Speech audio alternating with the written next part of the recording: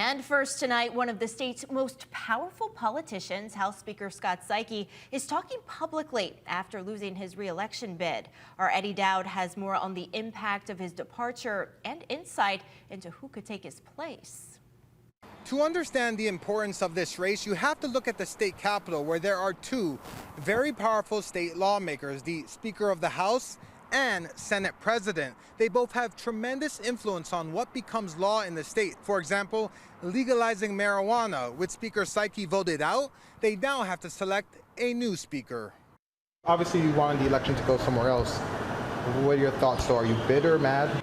No, I mean, this is part of the democratic process, and people who run for office know exactly what they're getting into and what the risks and the benefits are. It's up to the voters in the end. For 3 decades, voters in his district have chosen him to represent them at the state capitol. But in the 2 primary elections before this one, Saiki had to fight hard to keep his seat, narrowly defeating fellow Democrat Kim Coco Iwamoto both times. This time, Iwamoto prevailed. Feels great, especially knowing that so many very powerful people endorsed him as well. So I wasn't just, campaigning against him. I was campaigning against the entire Democratic establishment in some ways. I'm just really thankful for the opportunity to have been able to serve this community.